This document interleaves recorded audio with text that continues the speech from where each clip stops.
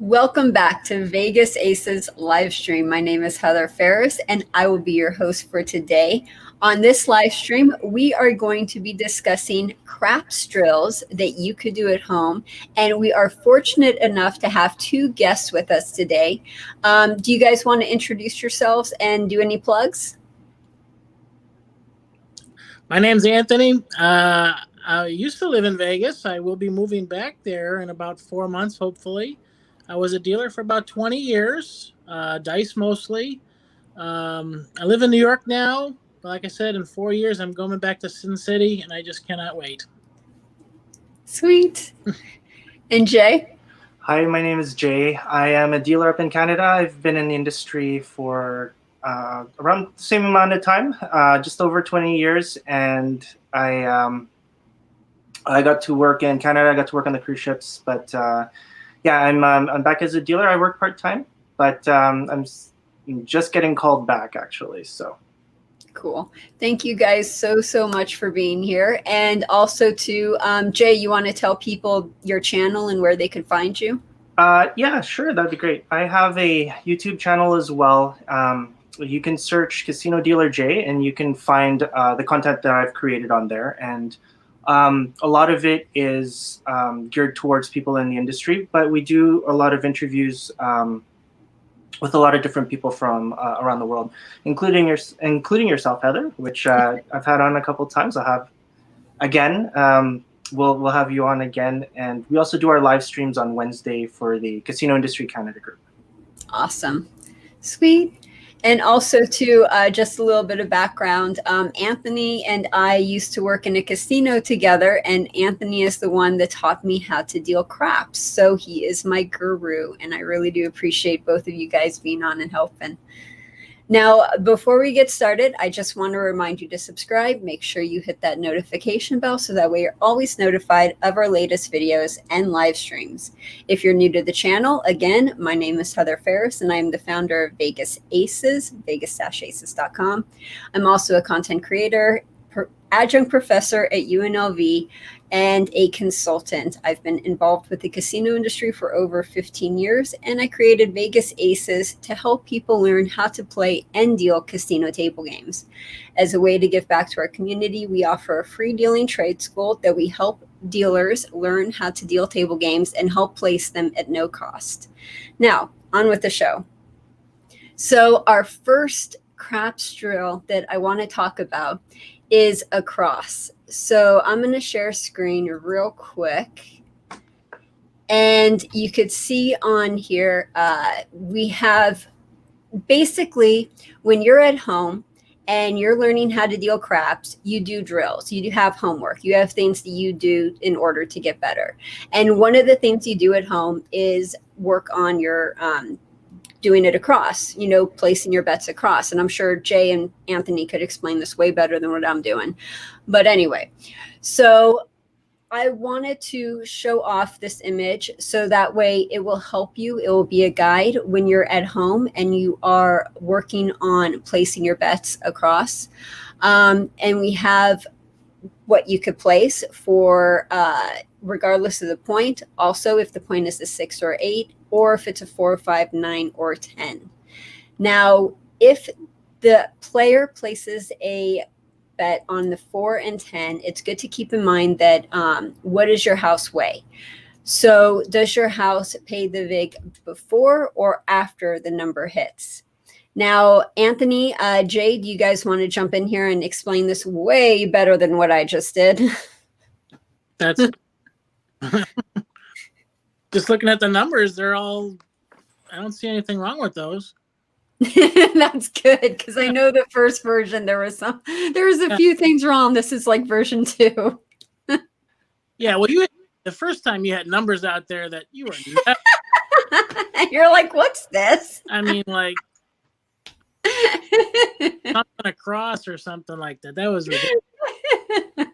But that's about 99.99%. Those are the numbers you're going to see. Yeah. And the best thing to do is just with a piece of paper, just write out the points and get $5 chips, dollar chips, $25 chips, and sit there and just literally practice placing those bets. So for example, if you were doing if the point was a 6 or an 8 and you're doing 104 across, you would have 104 in chips given to you, and you would take that 104 and you would place it, so that way it does all of the numbers except the 6 or the 8. And then you would just keep repeating it. And then when you're done, do, 130. And then after you've done that a bunch, do 156, and keep doing this over and over, because it's all about muscle memory. Anything to add? No, yeah, I agree. I agree with both of you. And when you have that point and you see the number there, the $26, some people, it can be a little difficult if you're just thinking about the number, but absolutely grab some chips and place your 5, 5, 6, 5, 5, so that you know where the positioning is. And it's really good for your drop cutting practice, or, to kind of build on your dexterity and your drop cutting, but it's also about, where is your player located? That's a good way to practice as well. But you see it visually, but you also see the number as well with this chart. So it's pretty cool to see this. Yeah. I would say the same thing with just drop cutting. That's the number one practice tool when you're just starting out. When I was in school, before we did anything, it was like first 20 minutes was just drop cutting. Dropping 2, dropping 3, so you know what it feels like. And then when you get 27 or 26 across or 78 across, it's like you said, it's all muscle memory. And we'll have a link in the description too on our previous video on how to drop cut. So if you guys have any questions on how to do it, you could just check out that video, and it's a whole how-to on how to drop cut. So, and the other thing too is you always want to book the bet as well. So don't do this in silence. Right. Pretend you're actually on the table. And if you're given 78 across, you're going to say 78 across. You want to book your bet.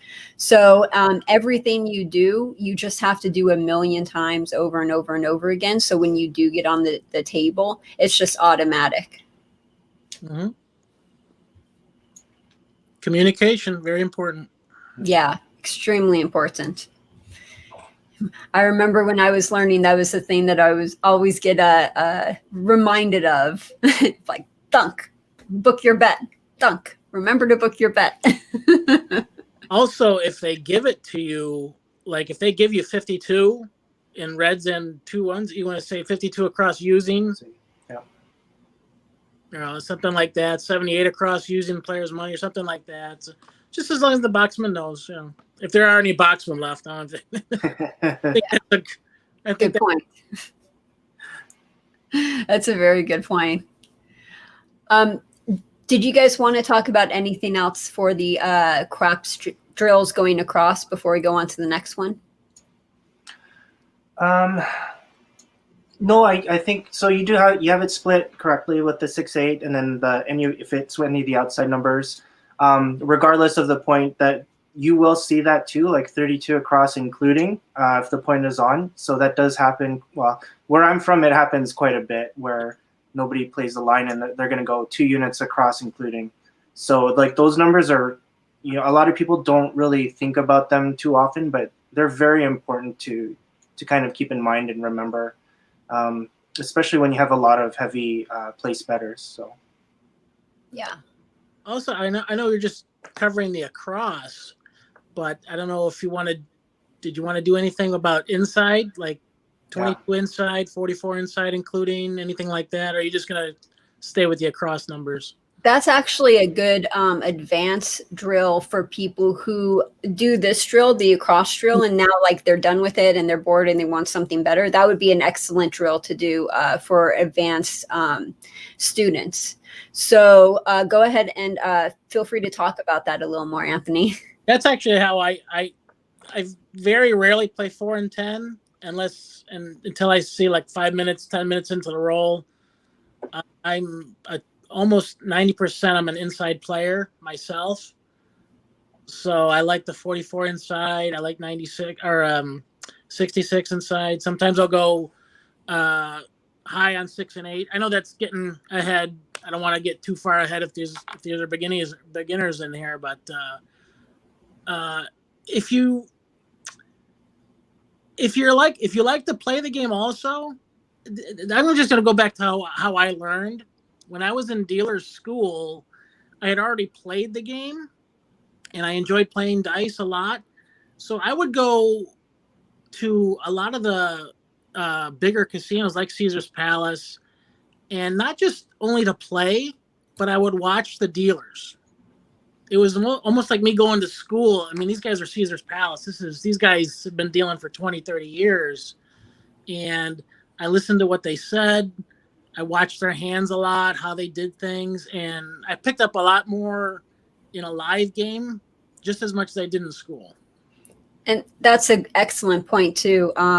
When you're learning how to be a dealer, when you're learning how to deal a game, any game, it doesn't matter what game it is, craps included, what they tell you is the best way to learn a game is to go and play it, because when your money's on the line, you're going to learn that game really fast. Yeah. You know, it's going to be way faster if your money's on the line. So that's an excellent point. And going back to doing inside across, that would be an increment to 22, right? So 22, 44, 66, 88. What are the common bets that you see for inside? Like, how high up does it go? Well, you can go, I mean, like 110 inside, 220 inside.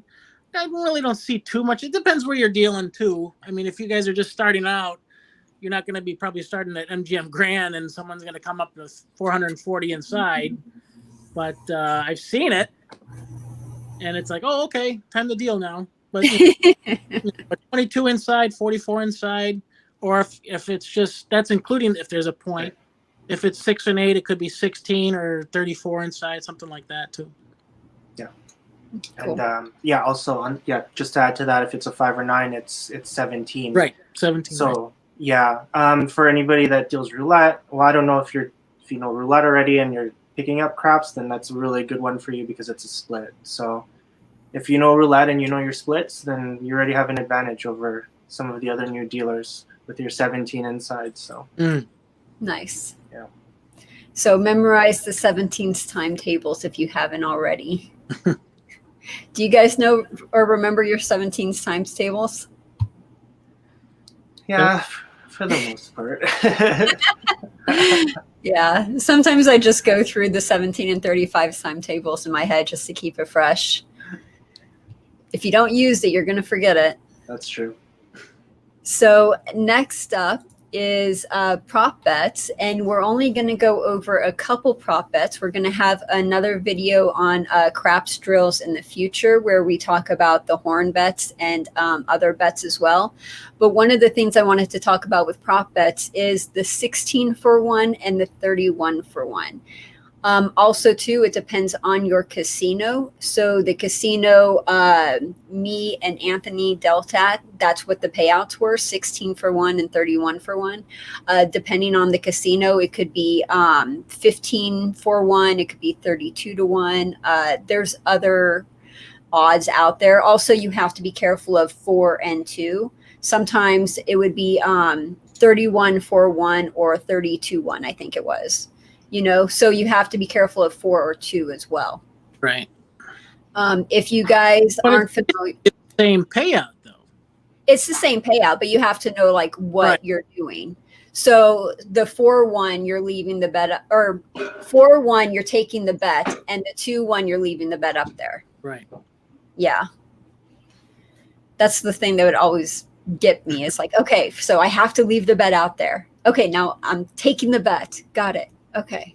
The bet's staying up no matter what. It's just like 16 for 1, you're getting 15 and the bet is up. 15 to 1, you're getting 15 and the bet is still up. That's right. Yeah. Actually, where I'm dealing right now, it's 15 for 1. So we pay $1 less and 30 for 1 as well. Well, that's actually in exchange, right? Yeah, so that's a lot easier actually. But on the ships, it is 2-1, so like 15-1, or the same as this 16-4-1. And it's hilarious because we have one casino that's 15 16 for 1 just for the yo, and then it's 15 for 1 for the rest. So their keys are all super. Make it a little more confusing. What'd you say, Anthony? Make it a little bit more confusing for everybody. Oh Yeah, they bar the aces too. They bar the aces there. They don't bar the 12. So Oh, really? I have heard that. Yes, I've heard there's an opposite. Yeah. It's weird. Just to be different. Yeah, because it's exactly the same odds. I mean, it's exactly the same. So that's strange. But anyway, so what some craps dealers do when they're doing these really crazy numbers, 16 for 1, 31 for 1, is they have keys. And the keys typically help them figure out the payout.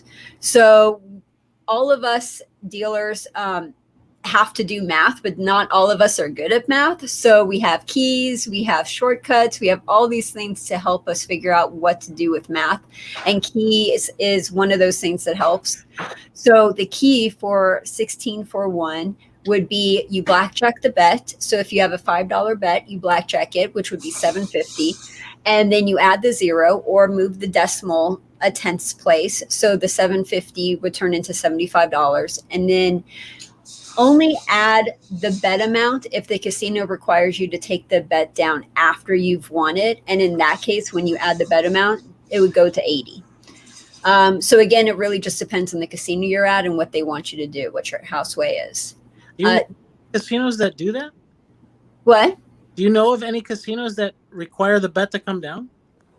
Have you seen that? Yeah, the one we used to work at. That's the only reason why I wrote it down. I would not have written it down if we did not have to do it. It's always been paid up, always up to win. When I learned this, I was told we had to take it down. Not at our place. But you know the casino we worked at, so there's that. Well, the reason they want it up because they want the bet back, so they can lose, so the house can win it. Yeah. I don't know. Oh, I guess it changes. So they normally take it down, is what you're saying? No, they normally pay it up with up to win it. Okay. I don't know, Jay. Does your casinos do that? We keep the bets up, except for hop bets. Usually hop bets we take those down. Yeah, that's a. You mean even if it wins, they pay it down? Yeah, we usually take it. Well, it depends. Okay. The player usually tells us if they want to keep it up, but most of the time we take it down for them. Okay, it's interesting. Okay, so it really just depends on the casino, right? As always. Did you guys want to add anything to the 16 for 1 or 31 for 1, or did you want to talk about any of the other odds that are typically used in craps for the hop bets? Or not hot bets, I'm sorry, for the prop bets. Prop bets, yeah. No, that's the one key, yeah. Blackjack it. Yeah, I agree. Cool. Okay. And so real quick for the 31 for 1, the key is multiply the bet by 3, add the 0, and then depending on the casino, whether you add the bet amount or not. Going on to our next one is the C&E and the high-low. So again, if the C&E, if they're betting on the C&E, it has to be of an equal amount. You can't do, say, for example, $3 on the C&E. I mean, technically you could, but it'd be like $1.50 each. So it's easier if you could do $2 because then it's $1. Anyway, if craps hits, you multiply the bet by 3, and if 11 hits, you multiply the bet by 7. Do you guys want to add anything to the C&E? Yeah, I've seen, unless it's a house rule and it could be changing from place to place, but I've seen $5 C&Es, odd number ones, but again, it's a house rule. I have seen places where, especially if it's like a non-Las Vegas place, like I went up to Canada in Niagara Falls, and I think they required even amounts. I guess. Is it a Canadian law up there, Jay? Yeah, well, I'm not in the same province there, but yeah, like we don't allow those split checks. So there's no breakage. So no. So if someone throws a 5, it has to be $4. Right. Okay. Yeah. On the ships though, we did take 5. So. Okay. And then would you just split it in half, 250, 250, or would you do breakage in favor of the casino? No, technically, yeah, we'd split it. Like on the ship, yeah, we'd split it. It's the same key, so the payout is, it's either 3 or 7. So we don't really have any issues with that. So cool. Yeah. Cool. And then for the high-low, the high-low refers to the 2 and the 12. So if you put any money on the high-low and a 2 or 12 hit, then the key for that would be you place bet it on the 5 and 9. So the place bet on the 5 and 9 is 7 to 5. You add the 0, and then you add half of the original bet. Would you guys like to add anything to the high-low? Let's see. 5 to 9, add 0. So for example, a $5 bet, you would do a place bet on the 5 and 9. So that would be $7. Add Right. the 0, so 70, and then add half of the original bet, so 72.50. 72, right. If the one thing about the on anything with 16s, like you were doing the across multiplication tables, like 26, 52, memorize your 16s and 31s. So you go 16, 32, 48, 31, 62, 93. So if you have $3 on it, 93 minus 3 is $90. A little bit quick that way. Okay. I did multiplications when I was in school that way, 16s all the way up, to whatever. And that helped me out more than trying to remember which key was what. But to each his own. I dealt with one guy who knew every single key, and it was just so easy for him to use that. So, yeah. Well, we had a couple dealers in our old casino that were like math whizzes, where you would say it and they would just know it automatically. They wouldn't even think about it. So, how about you, Jay? Would you like to add anything? It's a good key for this one. The other way that some people do it is, well, there's a lot of other ways, but for this bet, you can do the blackjack of it. So if it was $10, you do the blackjack, add a 0, and then minus half of the bet. It really depends on like the amount that you have, because so like 10, blackjack is 15, add a 0, 150, and then minus half the bet, minus your $5. And it's 145. So you still come to the same answer. Some people like adding, some people like subtracting. Yeah, right. That's the point. Yeah. Cool. Okay, and I think that's pretty much it for. Yeah, that's pretty much it. Okay. So those are all of the drills that we have for today. Did you guys want to add anything before we ended the live stream? Or the video, I should say, not live stream. I'm just so used to saying live stream. Just work. Yeah, go ahead, Anthony. That's just what? Work on your drops. Yeah. 2 checks, 4 checks. Yeah. Yeah, I agree. If you don't mind, I'll show. Do you mind if I just show a little? You want to do that? I'll show one drill. The pressing we can do another day. But I mean, like when you're at home, like I know a lot of people don't have a lot of you don't have a lot of equipment. I don't expect a lot of people to have like craps tables or felts or chips or anything like that.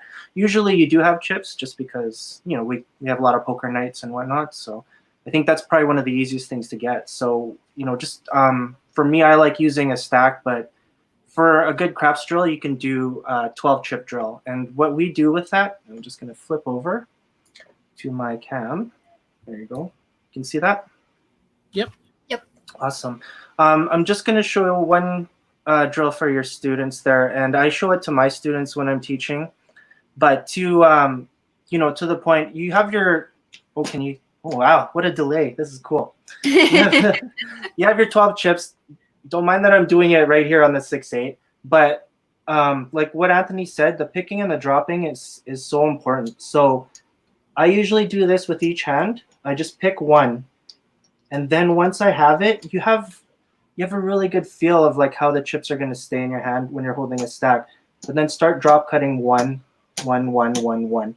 Now it's not drop cutting it, it's actually pushing back on the stack and placing your chip down. From there, you can do 2 chips. And the reason why I have them up, you know, I'm not placing them down. You can do that as your drill too. But the reason why I have them in my hand is because if I'm doing a payout like 42, if I'm paying out a place bet and I need to do multiple colors, I will have a good feel of how to hold the other chips in my hand. Same goes with come bets as well.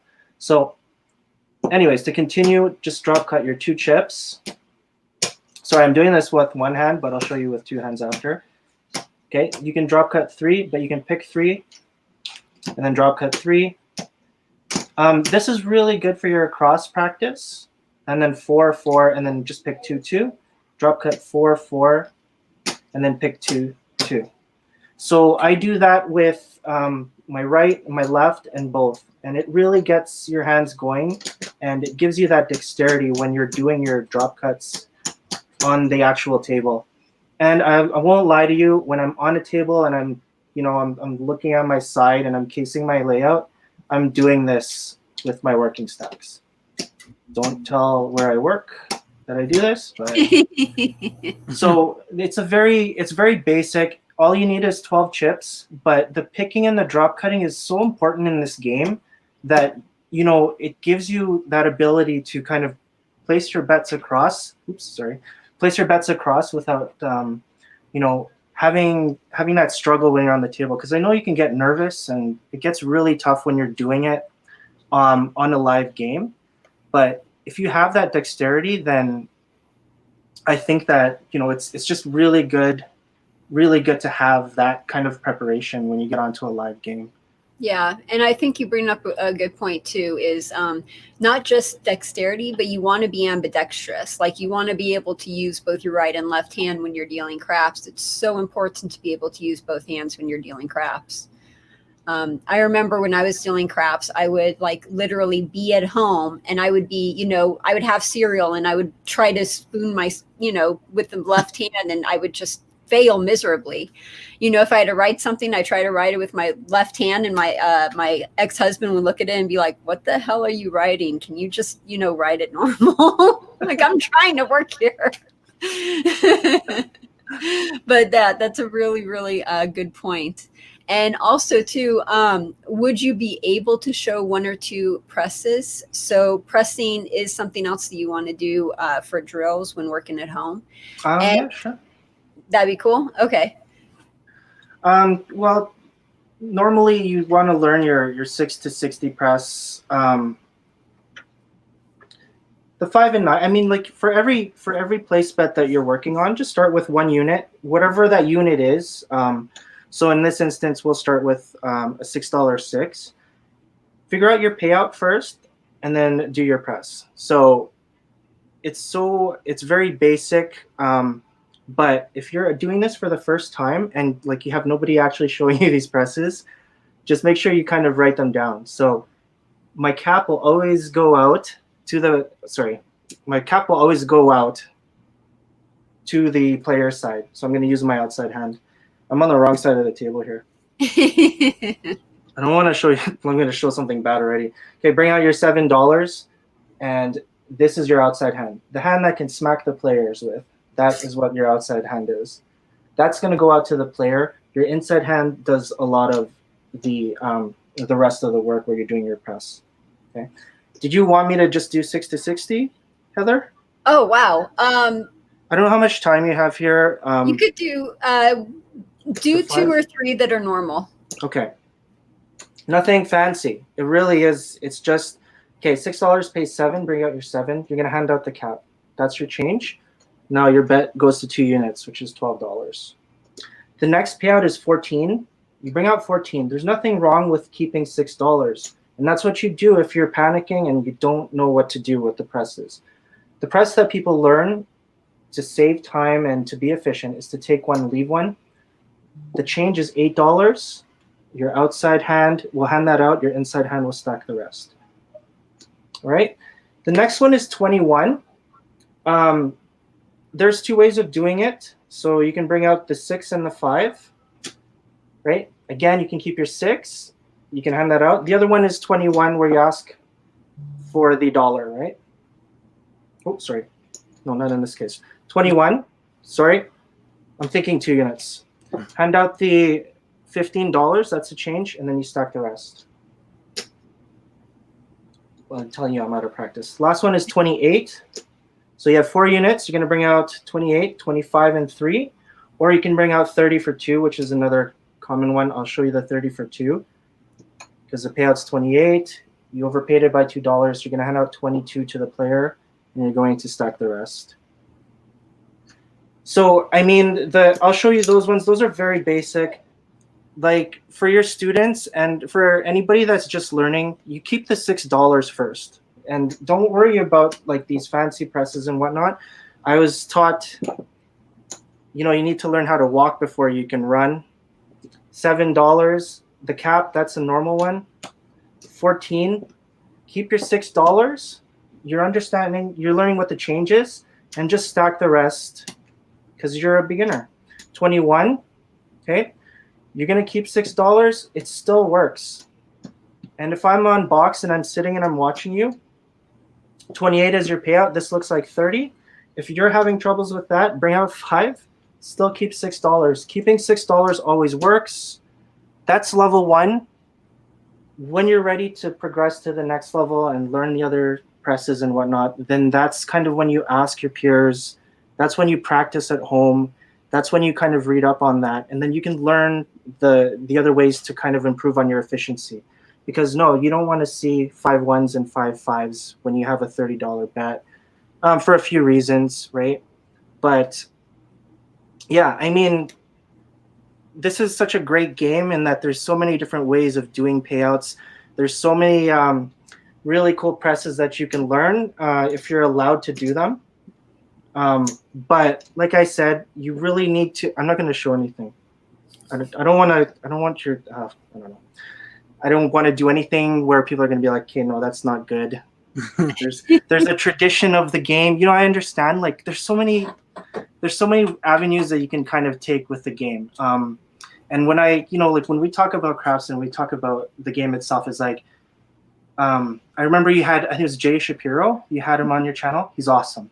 He talked about the difference of like how it was to deal before, where, you know, compared to how it is now. And I completely understand what he's saying because, you know, when I started and the game first came to our city, and this was like 99, so it's pretty late, but there was a lot of respect for, like, you know, being quiet. We're not throwing chips to the player. We weren't being like vibrant or anything. It's just, you know, you deal the game. It's very technical. You know, quiet is better. It's respectful. Dummy up and deal, basically. Pretty much, yeah. But now it's like, yeah. Sorry, Anthony. I would love that. Yeah. Dummy up and deal. Oh my God, that's because I mean I've been on. Sometimes you don't know. I've been on an audition where it's like, do they want you to talk it up? Do they want you to say, hey, you know, you need an extra nickel on this bet or something like that? And, you know, you don't know. They're so they're customer friendly now. So do you want to talk to them? You want to talk to the customers, or do you just want to be professional and show you that you're technical about it? So it's kind of tough, but I would love to have that. Just very serious crap game. Yep. Well, when you started in the 90s, wasn't that what it was like? It was, well, Vegas was like, it was starting that family getaway type. Oh yeah, that's right. So I spent quite a few years at Excalibur. Oh, I'm sorry. I know, the armpit of the strip, as we used to call it. And it's you know, it was like family members. A lot of people didn't know what they were doing. A lot of $5 and $10 players, and so they kind of expected you to talk it up. You know, be personable with them. And then, you know, I can't speak for anyone who deals at like Bellagio or, you know, the Wynn, because I can't afford to play there. But, you know, if it's more, I guess, you know, if you got a guy who buys in for 50,000, you know, I'm assuming that it's going to be, you know, kind of a serious game. Well, you would think, right?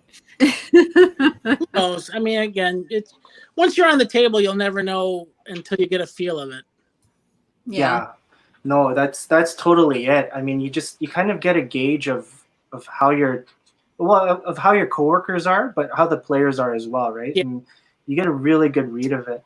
I mean, the other thing too is that like when I came in, there was a party pit, so there's loud music right beside this dice table. So I mean, like, am I really gonna be like 5 no field? You know, and like I'm not gonna be all like monotone or anything. It's just like you gotta like scream.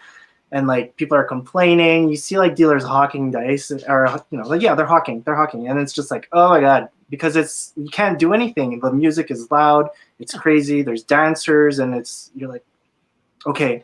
And then the other instance is like I'm on the ships, and you know, like the manager's making money. They get a commission off of like table games, right? So it's like, let's go fast. Bring some people in, make it lively. So I really want you to make this game exciting, but I want it to be a super fast game. So then it's just like, okay. So like it's loud. Like, you know, chips are going down, it's fast. You're trying to just deal as fast as you can. It's like, don't have to be fancy or anything, but let's get the payouts out there and then let's keep going and going. So yeah, I remember managers like that. And managers who sweat the money and everything. Sweating the money, yeah. It's crazy. So. Yeah. By the way, for managers out there, worst thing you could do is sweat the money. Don't sweat the money. At the end of the year, are you going to remember one day that the table lost $10,000? Are you going to remember that at the end of the year when all the money's counted? Come on. Yeah. Yep. Would you guys like to add anything before we end this video? I noticed you didn't do anything with the horn bet. It's basically the same thing, 16 and 31. Yeah, and I figured we would do the horn bet and a few other prop bets in a future video. If you guys would be back, I would love to have you guys back. Yeah, sure. Yay. Yeah, for sure. Thank you guys so much for being on.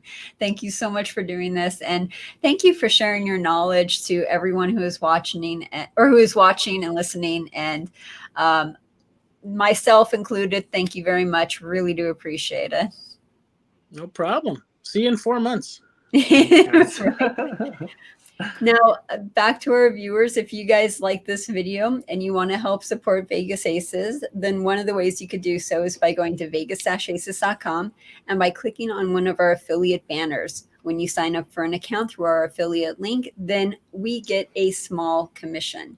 If you ever have any problems, if you ever need anything, if you ever have a dispute, let us know. We are here for you. We have your back.